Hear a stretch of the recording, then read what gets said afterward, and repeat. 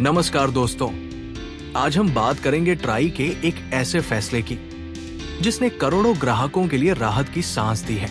अगर आप भी मोबाइल का रिचार्ज करते हैं और छोटे प्लान्स पर ध्यान रखते हैं तो ये खबर आपके लिए बहुत खास है। जी हाँ, ट्राई यानी भारतीय दूरसंचार नियामक प्राधिकरण ने एक बड़ा कदम उठाया है। अब टेलीकॉम कंपनियों को 10 रुपए का रिचार्ज और खास स्पेशल टैरिफ वाउचर उपलब्ध कराना होगा। इसके अलावा वैधता अब 90 दिनों से बढ़ाकर पूरे 365 दिन की जा रही है। तो चलिए इस फैसले को विस्तार से समझते हैं। ट्राई के फैसले का उद्देश्य। सबसे पहले जानते हैं कि ट्राई ने ये फैसला क्यों लिया। दरअसल ट्राई का मकसद ग्राहकों को बेहतर सुविधा और सस्ती सेवाएं देना है। कई उपभोक्ताओं ने शिकायत की थी कि छोटी रिचार्ज वैल्यू या लंबी वैधता वाले प्लान्स का विकल्प नहीं है। टेलीकॉम कंपनियां सस्ती और बेसिक रिचार्ज सेवाएं उपलब्ध नहीं करा रही थी। अब ट्राई के इस नए नियम से ग्राहकों को छोटी वैल्यू रिचार्ज का विकल्प मिलेगा।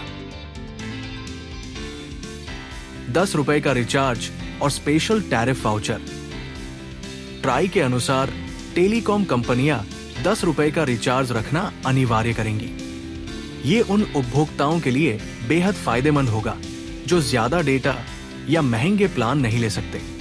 इसके साथ ही वॉइस कॉल और एसएमएस के लिए स्पेशल टैरिफ वाउचर का ऑप्शन भी अनिवार्य किया गया है।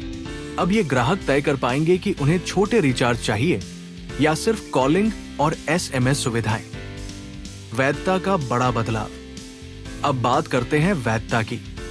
ट्राई के नए निर्देशों के तहत टेलीकॉम कंपनियां अब 365 दिन यानी पूरे 1 साल के लिए प्लान्स पेश करेंगी।